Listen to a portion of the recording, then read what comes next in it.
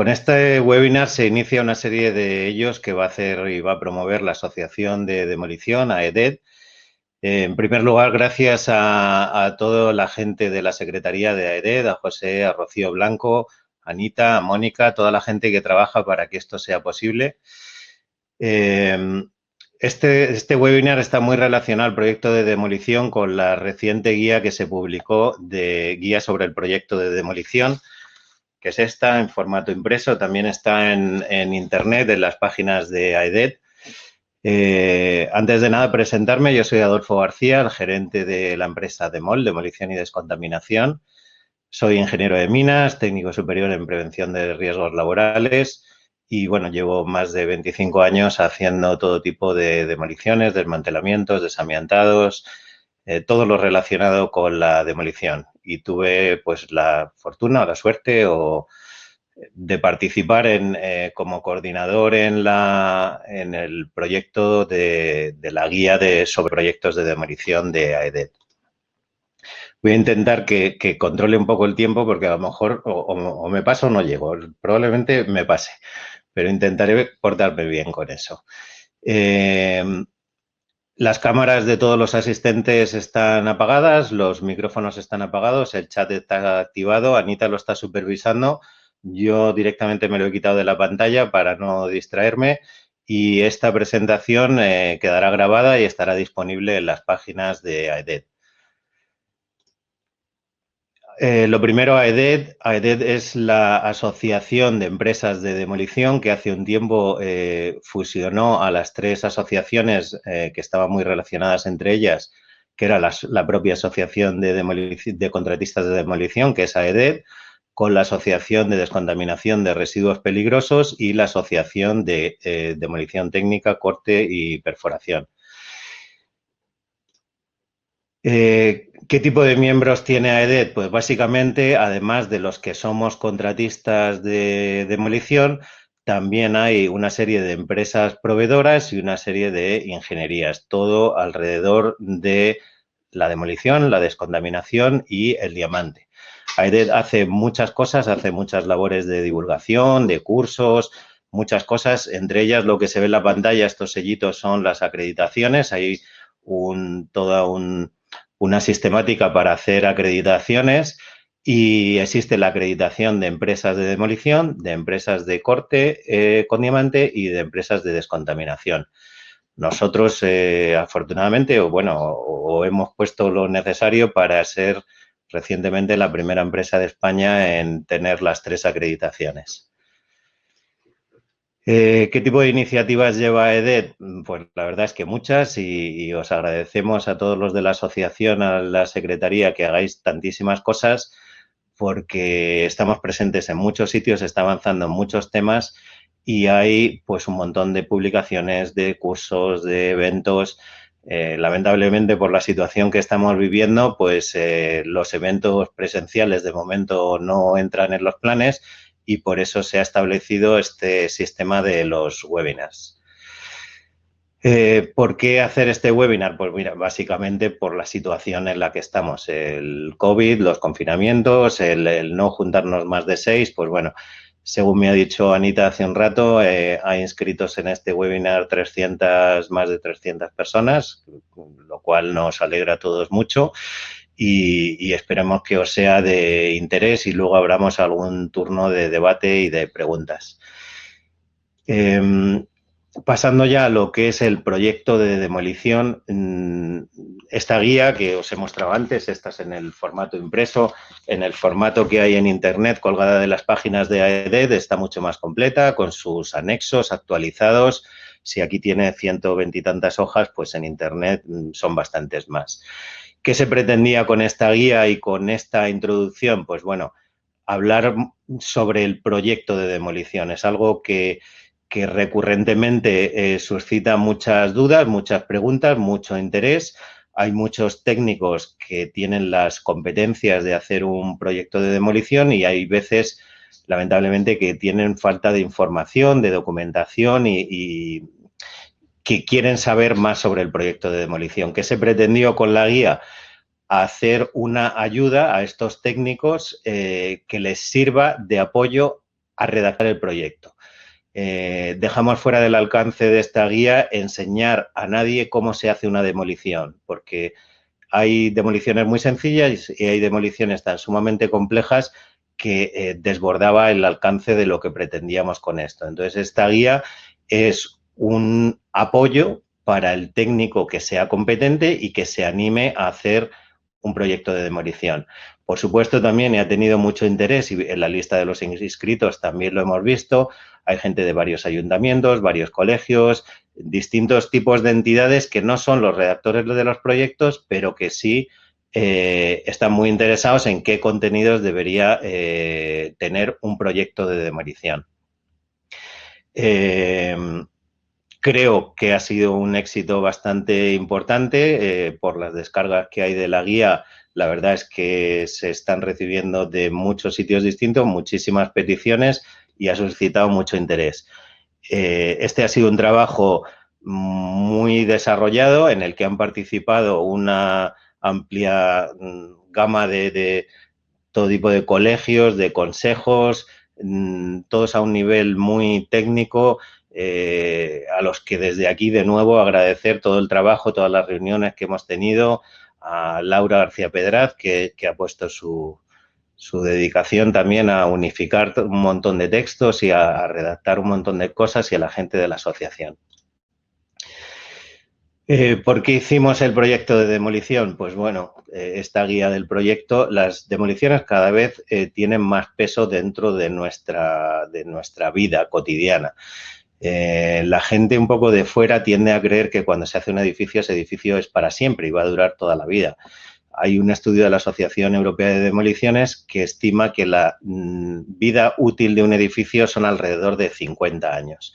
Por supuesto, no todos se van a demoler a los 50 años, pero sí es verdad que tienen una vida útil, tienen un final. Entonces, llegado a ese final, o se les hace una obra realmente intensiva, pues como puede hacerse en Madrid, en el barrio de Salamanca, en el que prácticamente se hace una demolición de todos los interiores, se conserva lo que esté catalogado y se hace completamente por nuevo y completamente nuevo y se le da una nueva vida, otros 50 años, otros 100 años.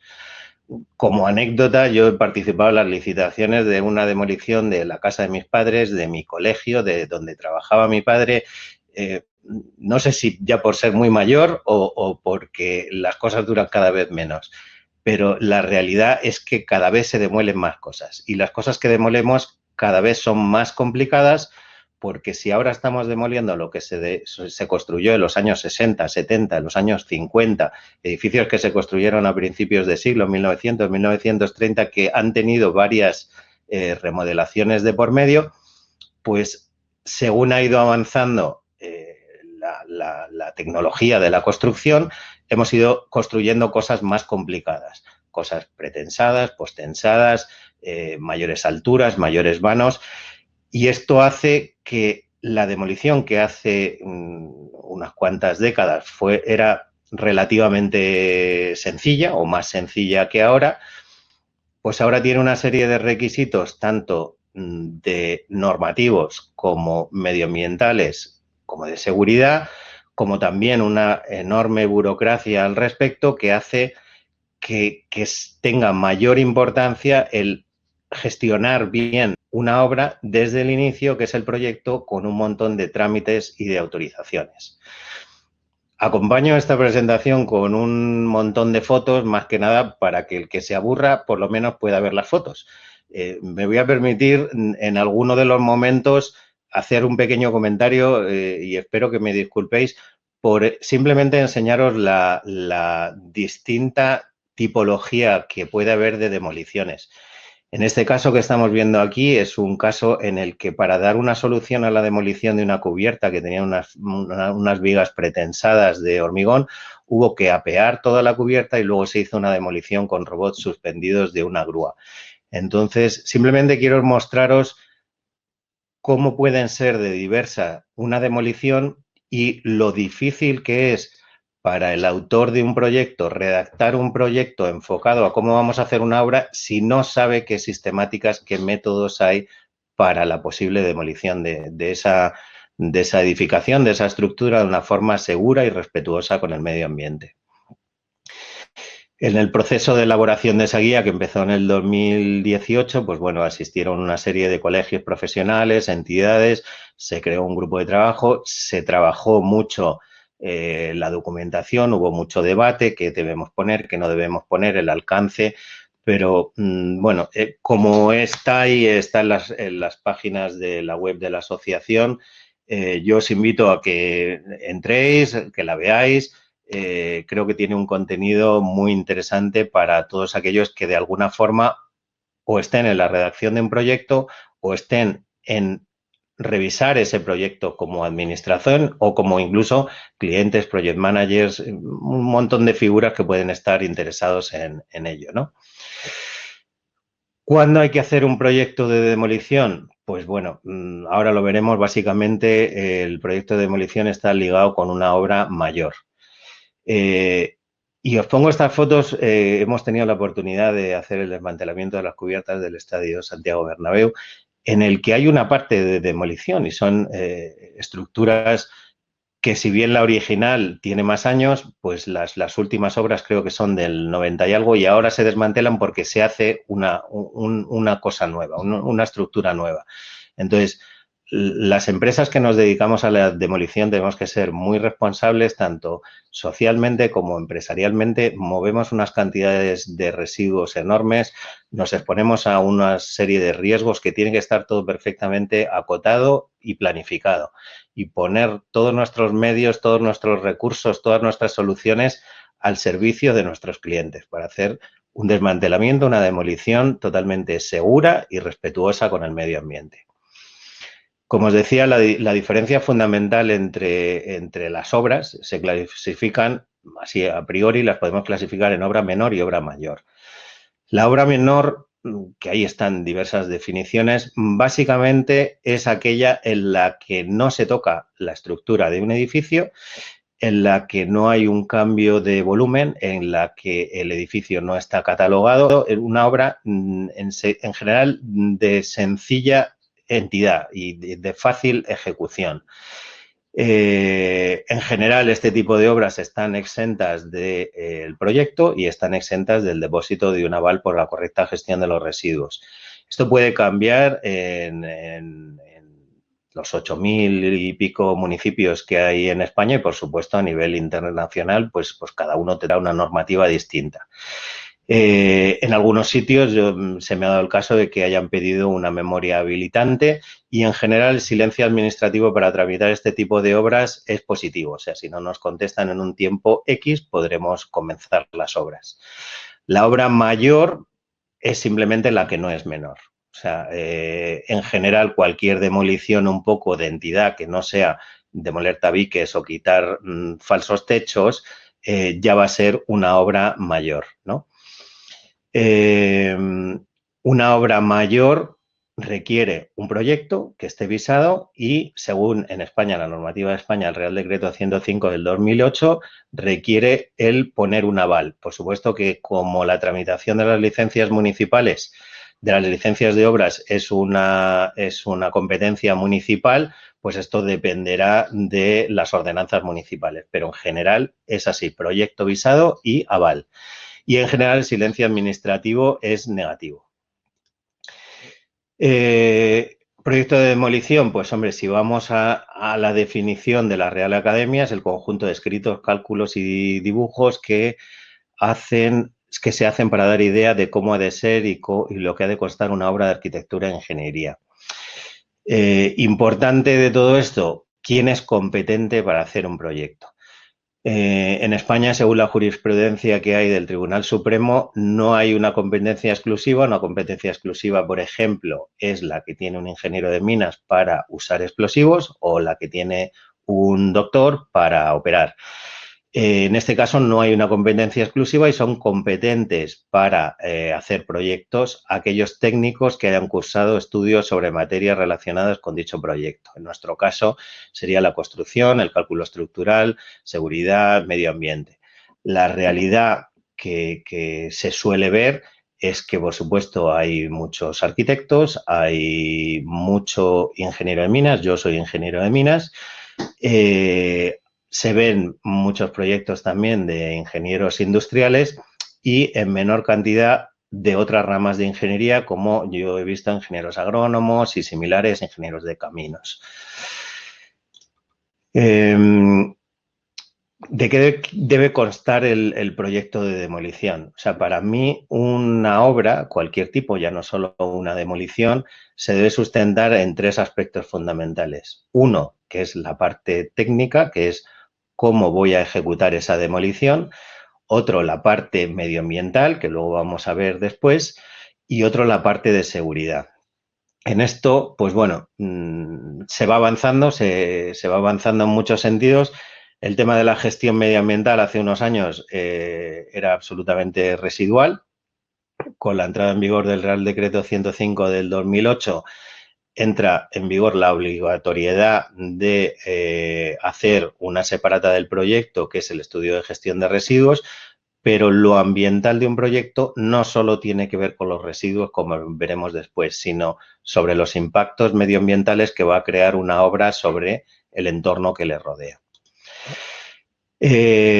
Básicamente, por centrar un poco el tema y sin pretender entrar en detalle, tipologías grandes de demolición podríamos dividirlas en demoliciones integrales, que pueden ser por colapso o por elementos, puede haber una demolición por explosivos o con maquinaria, una demolición parcial y lo que se llama cirugía del hormigón o corte y perforación con diamante, que se suele combinar con otros métodos y es posible que se use dentro de la demolición. La demolición, básicamente, lo que tenemos es como si jugáramos a las cartas y tenemos muchas cartas. Cuantas más cartas tenemos, más podemos usar la carta más adecuada para el trabajo que tenemos que hacer.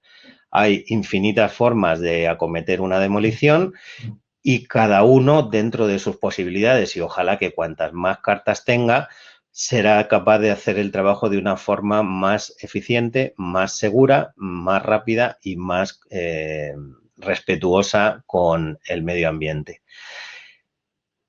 Me permito volver a la foto de atrás porque hablando de qué tipos hay de demoliciones, pues esta es una demolición en la que se pretende demoler de esta junta de dilatación hacia la derecha, en la que nosotros previamente hemos hecho un recorte por medios manuales, hemos independizado una crujía aquí, hemos independizado dos crujías por aquí y esto ha quedado preparado para que entre otro sistema de demolición, que sería una demolición con máquina. ¿Se podía haber hecho de otra forma? De infinitas formas. Entonces, sí es bueno que cuando se tiene la idea de hacer un proyecto de demolición, se sepa visualizar no solo cuál es el estado final, sino cuál es la fórmula más eficiente de llegar a ese estado final. En este caso, por ejemplo, es una obra en la calle Montera en la que había que demoler parte de un edificio en el que hubo una combinación de muchas cosas distintas, desde demoliciones manuales a robots, corte con diamante, se usó una grúa torre, múltiples elementos que se podría haber hecho de otra forma, pero que en este caso, pues nosotros elegimos esta combinación, pues de acuerdo con nuestro cliente, con sus requerimientos, los tiempos, etcétera. En una obra mayor, y nos olvidamos ya de las menores porque tienen normalmente más que ver con rehabilitaciones, aunque a mí se me ha llegado a dar el caso de hacer un desguace, un desmantelamiento de una fábrica en el que el ayuntamiento, a pesar de que se desmantelaban 5.000 toneladas de chatarra, entendió que eso era una obra menor ya que no tocaba la estructura de la fábrica, ¿no? Nos centramos en lo que es la obra mayor. La obra mayor, uno que a lo mejor no esté familiarizado con todo esto, pues a lo mejor puede hasta colapsar de cuántas cosas hay que hacer para finalmente llegar allí a meter una máquina o a meter un agente hasta hacer la obra. Porque el proyecto es uno de los pasos, pero hay que hacer, recopilo aquí algunos, muchos otros. Nombramiento de dirección facultativa, solicitar la licencia, posiblemente algún tipo de ocupación de vía pública, vallado, ocupación para contenedores o no, depende de la tipología de la obra. Pongo algunos. pago de tasas por la prestación de servicios urbanísticos. Este es uno de los pagos cuando se hace una solicitud de una licencia de obra mayor. Normalmente se realizan dos pagos. Uno que tiene que ver con los metros cuadrados que abarca la obra y los metros cuadrados que se van a demoler, que es alrededor de 1 euro por metro cuadrado, y otra, el ICIO, que tiene que ver con un tanto por ciento del presupuesto, que habitualmente es el 4% del presupuesto del proyecto, que sería la autoliquidación de licencia de obra mayor según el presupuesto. Hay que rellenar, que muchas veces ni se hace, ni se sabe y se olvida, la hoja de estadística del Ministerio de Fomento. Hay que depositar, si así lo tienen implementado dentro de las ordenanzas municipales, un aval por la correcta gestión de los residuos. Y luego hay múltiples otras cosas que se puede uno ver afectado, como temas de ruidos, de horarios, de avales múltiples por reposición de aceras. Hay ordenanzas que recogen cómo tiene que ser el cartel de obras y qué dimensiones y cómo se tiene que poner. En fin, un infinito mundo que ojalá algún día se recorte de normativa y de múltiples trámites.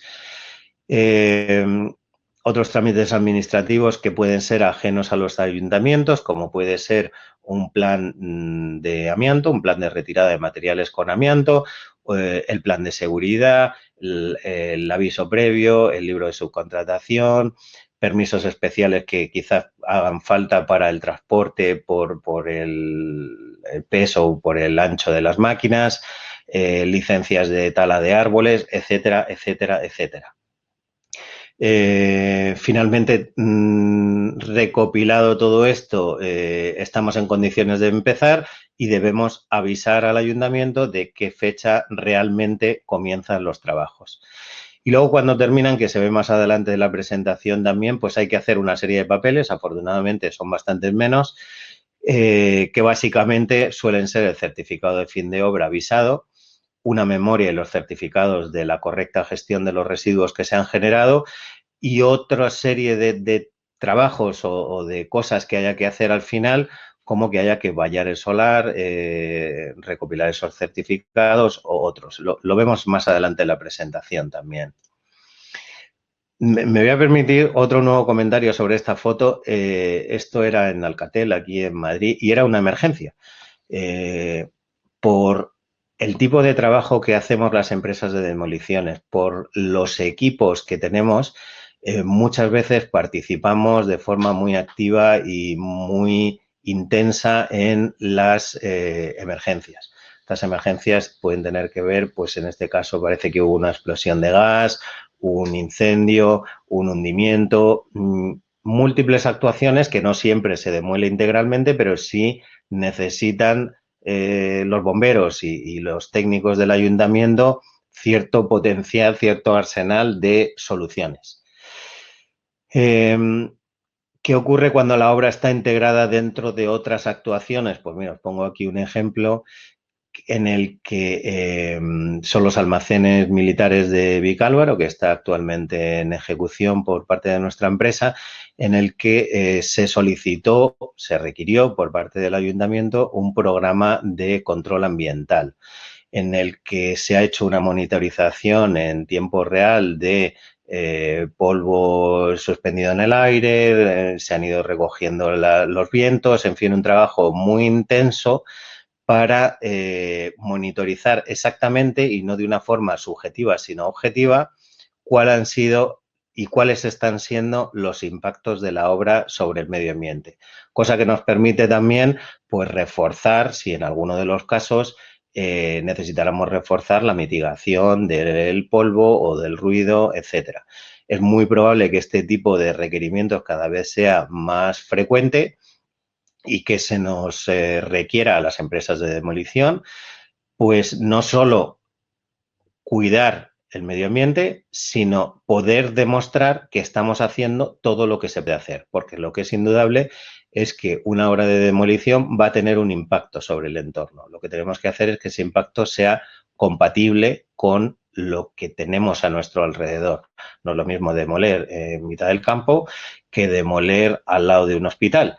Y cuando digo no es lo mismo, hacerlo en mitad del campo, incluso hay veces que ha sido hasta peor, porque nosotros hemos llegado a tener que suspender una obra durante un tiempo X, que fueron varios meses, porque llegaba la temporada de anidamiento de una pareja de águilas. Son cosas que deben estar recogidas y recopiladas en el proyecto, en la parte de memoria ambiental, para que luego no haya sorpresas y paradas no previstas. ¿Qué contenidos mínimos debe tener el proyecto de demolición? Pues como tenéis la guía, tampoco es que vayamos a entrar en profundidad en los contenidos, pero sí vamos a ver una visión general. O sea, si un proyecto en general tiene una memoria, unos planos, un presupuesto y un pliego de condiciones, yo personalmente soy más partidario de desglosar eso un poco más. ¿Y por qué? Pues porque para empezar el Real Decreto 105 del 2008 ya nos obliga a que una de las partes del proyecto y que esté separada de él sea el estudio de gestión de residuos. Entonces, para mí, idealmente, yo estructuraría un proyecto así. Esto pasa como con la obra de demolición, en la que hay 1000 formas de hacerlo, pero que lo hagamos como lo hagamos, debe cubrir una serie de contenidos. Vamos a ir viendo cada uno de estos en un poco más desglosado. La memoria, pues para mí la memoria tiene que tener un mínimo de contenidos en los que haya una introducción, unos antecedentes que digamos, no solo voy a demoler el edificio, el cine, Real Cinema, por ejemplo, que son estas fotos situadas en la Plaza de Isabel II, sino este edificio se construyó en esta época y ha tenido esta serie de reformas y tiene estas características y es medianero con otros edificios y tiene una serie de acometidas, de servidumbres. Tenemos que describir perfectamente qué es lo que pretendemos demoler. Después decir cuál es el alcance, hasta dónde vamos a demoler. En este caso, por ejemplo, que sirva de ejemplo simplemente. Había una serie de sótanos que se debe contemplar que esos sótanos van a dejar al descubierto unos muros de contención de tierras que probablemente cuando se hicieron no estaban diseñados para sostener esas tierras porque tenían unos forjados. Esta es una obra que tuvo sucesivas reformas a lo largo de la historia, desde una bomba en la Guerra Civil hasta hacer una discoteca en sus bajos. Pues en este caso debe contemplar pues el arriostramiento de esos muros del sótano de forma que podamos demoler toda la estructura de una forma segura. ¿Dónde estamos ubicados? En este caso, pues realmente fue un infierno porque estamos ubicados en pleno centro de Madrid, delante del Teatro Real, y eso va a condicionar mucho tanto los accesos de maquinaria como de las grúas que fueron necesarias para desmantelar su cubierta, como de los camiones para el desescombro, de ocupación de aceras, de tramitar la retirada de los volardos antiyihadistas para que pueda pasar una grúa. En fin, uno puede tener una persona dedicada prácticamente todo su tiempo nada más que a gestionar permisos en una obra en la que confluyen tantas condiciones adversas como esta. ¿Qué servicios tenemos afectados? Porque lógicamente va a haber que comunicar a las compañías. Algunos probablemente se van a quedar como suministro de energía para la obra posterior y otros habrá que condenarlos, taponarlos, en fin, una serie de gestiones que podemos tener. En este caso había 3 acometidas eléctricas, podemos tener gas, agua, alcantarillado, telefonía, telecomunicaciones, múltiples cosas que hay que tener en cuenta. Afecciones a los vecinos, se verán pequeño probablemente, pero aquí tenemos unos patios hacia los vecinos y el propio proceso que nosotros pretendemos hacer, el propio proceso constructivo en el que la demolición, en este caso, y que sirva de ejemplo, era distinta en la parte delantera, que se hace más por medios manuales y con robots, que la parte trasera, que es una estructura metálica de la cubierta, para ir desmantelando poco a poco esa estructura. Y no siempre se usa el sistema inverso a la demolición. La demolición suele englobarse dentro de la construcción, pero aunque tratamos con la misma materia prima, que son los edificios, nuestro proceso de demolición no tiene por qué ser el inverso al de la construcción. Esto es una tendencia muy típica. Lamentablemente, en muchos proyectos se hace un copia-pega y se pone lo que otro había escrito y directamente se pone que allí el proceso va a ser elemento por elemento en sentido inverso al de la construcción. Pues craso error, porque no tiene por qué ser así. En la parte del estudio de seguridad, pues no vamos a profundizar, bien sea un estudio de seguridad o bien sea un estudio básico de seguridad, tiene que tener el alcance, contenidos que se establecen en la normativa actual y ojalá que tampoco sea un copia-pega de múltiples otras cosas, porque no solo las cosas hay que hacerlas bien, sino que los demás puedan ver, puedan basarse en eso, hacer unos buenos planes de seguridad y si es que llega la fatalidad algún día de que haya algún tipo de desgracia, lamentablemente ese proyecto va a caer en manos de alguien, un juez que tendrá que decir cuáles son las responsabilidades en esa catástrofe, en ese accidente que pueda haber pasado, ¿no? Entonces, el máximo de cariño y el máximo de pensarse bien las cosas, de cómo se va a ejecutar el trabajo y planificarlo bien desde el inicio. Porque una obra de demolición no empieza cuando entra un operario o cuando entra una máquina. Una obra de demolición empieza en un despacho, cuando alguien decide que hay que demoler un edificio y lo pone en manos de un técnico que ojalá tenga la experiencia suficiente como para enfocar bien el proyecto. La parte de la memoria ambiental que comentaba antes un poco por encima, pues bueno, debemos describir qué vamos a hacer, aunque lo hayamos puesto en la otra parte, de una forma resumida, qué es lo que vamos a hacer, cuáles son las características del emplazamiento que tenemos, y ahí será fundamental, pues si estamos en un entorno urbano o si qué condicionantes tenemos en la zona, ¿no?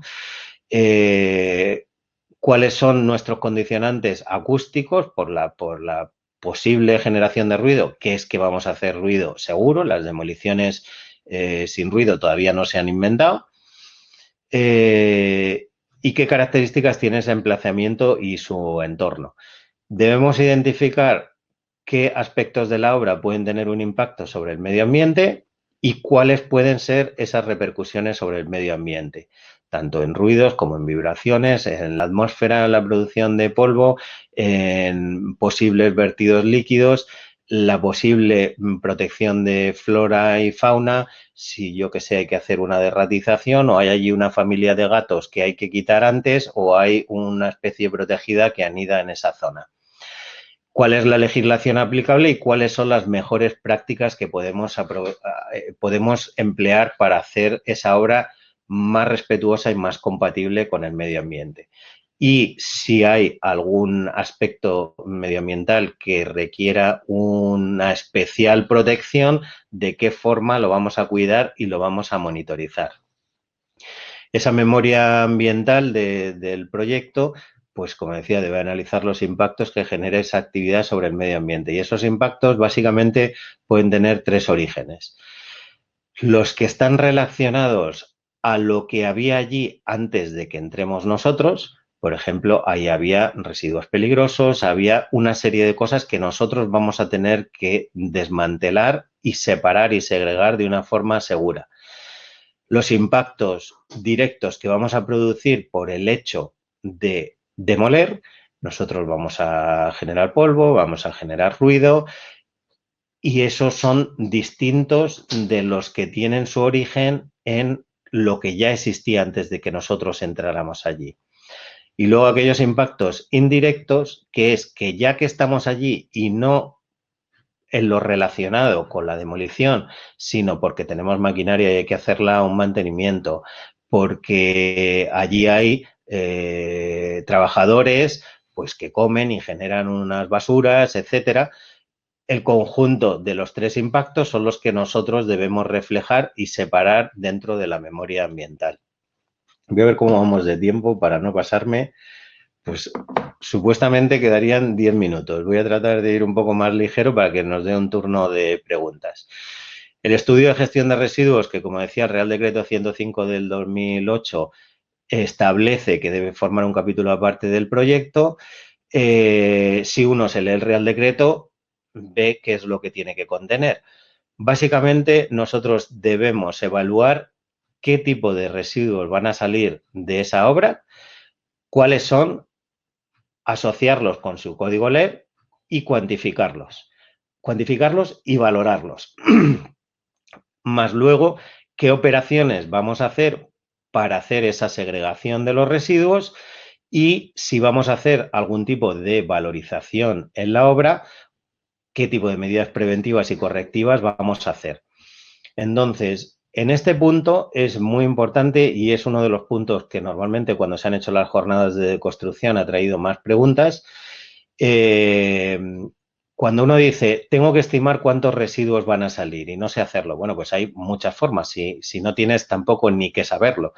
Hay estudios hechos por el IOBE en el País Vasco, hay estudios hechos en Cataluña, hay estudios por parte del Consejo de Arquitectos de España, en los que nos ayudan, nos dan una estimación en función de la tipología del edificio, de los metros cuadrados, de cuál va a ser la generación de los residuos de cada tipo.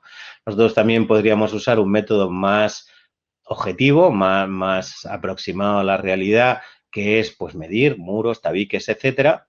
Es más difícil, si no tienes la experiencia adecuada, asignarles un esponjamiento, porque lo ideal es que en esos cuadros en los que nosotros establezcamos el inventario de los residuos vengan en metros cúbicos y en toneladas. Y convertido también a euros en lo que serían las condiciones locales donde se van a llevar. O sea, si hago una obra en Madrid, pues cuánto me cuesta el vertedero de inertes y cuánto me cuesta gestionar la madera y los RSUs, etcétera. Y atención especial en este punto al inventario de los residuos peligrosos. Los residuos peligrosos, para detectarlos, lo primero que hay que conocerlos. Y lamentablemente se hacen muchos estudios de gestión de residuos en los que no se reflejan los residuos peligrosos que realmente contiene. Y esta, por ejemplo, es una foto que no voy a decir de dónde, pero que es aquí en Madrid de una obra en la que no estaba contemplado que había amianto friable dentro del edificio, con el consiguiente problema de retrasos, trámites, etcétera, para una vez que nosotros detectamos el amianto y lo mandamos a analizar, cambiar todos los planes que se habían establecido para retirar previamente el amianto. Entonces, los residuos peligrosos es obligatorio buscarlos y es obligatorio que figuren en este estudio de gestión de residuos. Uno es el amianto, pero hay muchos otros. Hay transformadores con PCBs, hay fluorescentes, hay detectores iónicos que son radiactivos, depósitos de hidrocarburos, hay muchos, pero lo importante es que hay que saber buscarlos y hay que saber y hay que querer buscarlos. Pliego de condiciones, pues bueno, como en cualquier otro proyecto, os muestro dos fotos rápidas pues de una tipología de una demolición con medios mecánicos, con un cañón pulverizador, pues para minimizar la producción de polvo, así como el desmantelamiento de un puente, que poco tienen que ver una obra con la otra, pero igualmente son demoliciones en las que se ha combinado distintas técnicas de maquinaria, personal, robots, maquinaria pesada, diamante, etcétera. El presupuesto, pues bien podemos hacer un presupuesto del tipo partidas unitarias de metro cuadrado de falso techo y de falso suelo y tal, o podemos hacer un presupuesto más desglosado, enfocado, yo que sé, a una demolición integral en la que me da un poco igual cuánto vale el levantado de un rodapié y puede haber un presupuesto del tipo personal, maquinaria, medios auxiliares, residuos. Esto debe estar contemplado un apartado específico de los residuos porque en función del importe de la correcta gestión de los residuos va a ir el aval que deba depositar el titular de la licencia urbanística, que normalmente coincide con la figura del promotor. Esto, por ejemplo, una serie de demoliciones en un centro comercial que no tiene 50 años, pero que hubo unas demoliciones muy intensas. Anexos, pues como mínimo, pues debemos hacer una memoria fotográfica, pues explicando esto mismo que decimos en la memoria de qué se va a hacer y los datos catastrales que hay que tomar con mucho cuidado porque no siempre coinciden ni por más ni por menos los metros cuadrados del catastro con los metros cuadrados reales. unos ejemplos de demoliciones con explosivos, que es un sistema más, ni mejor ni peor que otros, pero en alguno de los casos pues puede ser la forma más eficiente y segura de acometer una demolición. ¿Qué figuras participan en todo este proceso? Pues desde la propiedad, promotor, dueño de las instalaciones, que según nuestra normativa, básicamente nuestra ley de residuos, dice que quien contamina paga. En este caso, el que contamina es la propiedad. Es el que ha decidido que ese edificio se va a quitar de allí.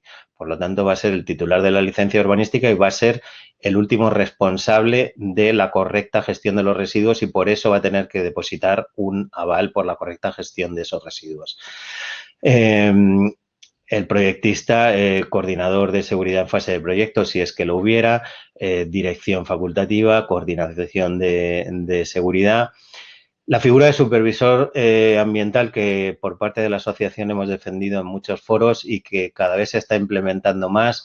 En el caso del País Vasco, que creo que nos puede dar lecciones en unas cuantas cosas, ya está implementada esa figura del supervisor ambiental para lo que ellos denominan ruinas industriales. Por parte de clientes privados cada vez se va pidiendo más esa figura del coordinador o del supervisor ambiental, y ojalá que existiera de una forma análoga al coordinador de seguridad, porque está todo preparado para que el estudio de gestión de residuos y el plan de gestión de residuos los aprobara ese supervisor ambiental.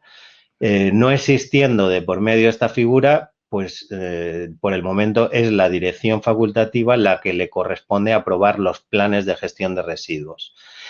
Puede haber otras figuras de project manager, contratistas, subcontratistas, etcétera. Consideraciones según la particularidad de la obra son tan infinitas que no voy a entrar en ello. O sea, os he querido mostrar aquí 3 obras distintas. Esto es una demolición de la fábrica de Alstom aquí en San Fernando, relativamente sencilla para hacer con maquinaria pesada, a pesar de que, bueno, que una vez se han quitado los materiales con amianto. Una demolición un poquito más compleja con robots en la que hay una protección suspendida con una grúa, y esos mismos robots pues suspendidos de una grúa sobre una plataforma en una emergencia en la que no podía entrar otro tipo de maquinaria. Conclusiones, pues desde la propia concepción del proyecto de demolición se debe contemplar la obra como un solo conjunto de actividades basada en esos 3 aspectos fundamentales, que es la parte técnica, la parte de seguridad y la parte de medio ambiente. Y esas 3 cosas las tenemos que poner juntas y dar unas soluciones que sean compatibles y eficaces para cubrir esos 3 aspectos. ¿Qué debería contestar el proyecto de demolición? Pues debería contestar a todo. ¿A qué vamos a hacer? ¿Cómo lo vamos a hacer? ¿Cuándo lo vamos a hacer? ¿Cuánto nos va a costar? ¿Y cuánto vamos a sacar, por ejemplo, de residuos? Y dónde está cada cosa y dónde va a terminar cada una de estas cosas, ¿no? Hay un concepto que cada vez se habla más, que es la minería urbana. A mí me alegra mucho ese concepto, porque yo soy ingeniero de minas, como os he dicho, en el que a nosotros se nos entrega un edificio como una entidad, como un todo uno, y nosotros vamos a tener que hacer el proceso de arranque, carga y transporte. Vamos a tener que ponerlo en el suelo de una forma segura y separarlo en distintas fracciones para entregárselo a los distintos gestores de escombro, madera, metales, etcétera, peligrosos. Y ojalá que ese proyecto lo haga alguien con la concepción y la visión y la experiencia suficiente como para hacer una buena aproximación a lo que finalmente se va a realizar en la obra.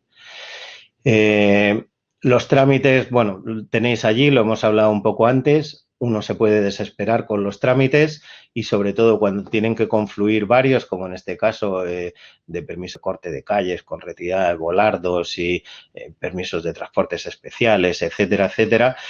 Pero bueno, con la experiencia, la planificación y el trabajo adecuado, todo se puede hacer. Más trámites que podemos hacer, pues ya no solo relacionados pues, con el ayuntamiento, sino con el libro de subcontratación, planeamiento, lo hemos comentado antes. Una tipología de obra distinta que tuve oportunidad de hacer en Chile hace ya unos cuantos años, en la que se demolía un edificio dañado por el terremoto de febrero del 2010, que se demolía básicamente planta por planta porque estaba en un entorno muy urbano en el que no se podía cortar la calle delantera porque la calle perpendicular a esta estaba cortada por otra demolición en la que sí se invadía la calle y había un problema de movilidad con calles peatonales, etcétera. O sea, un ejemplo más de lo variado que puede ser cómo afrontamos una demolición. Trabajos finales, pues una vez que ya hemos quitado toda la estructura, todavía nos puede quedar cosas que hacer, que habitualmente es dejar bien limpia la parcela, posiblemente regularizar el terreno si ha habido una extracción de las cimentaciones o hay sótanos, impermeabilización de las medianerías que ya no son impermeables, las de los colindantes cuando nosotros hemos quitado nuestro edificio, vallar, etcétera, etcétera. Y otras estructuras como esta, por ejemplo, pues ha sufrido un proceso de remodelación muy intenso en el que se han demolido 2 plantas y que ahora mismo está en proceso de una nueva vía, una nueva construcción. Antes eran oficinas, ahora van a ser residencial. Cuando nosotros terminamos, pues como hemos comentado antes, también hay una serie de papeles que debemos recopilar y para pasar de una situación como esta de la izquierda, en la que hay una fábrica con distintos tipos de residuos y de estructuras, a un solar, pues con el concurso de muchas cosas de por medio, una vez que hemos terminado debemos recopilar todos esos certificados de correcta gestión de los residuos, emitir un certificado de final de obra y visado, posiblemente de por medio ha habido una serie de mediciones ambientales, en este caso ambientales y personales por el tema de la exposición al amianto y solicitar la correspondiente devolución de los avales. Hasta aquí llega la presentación. Creo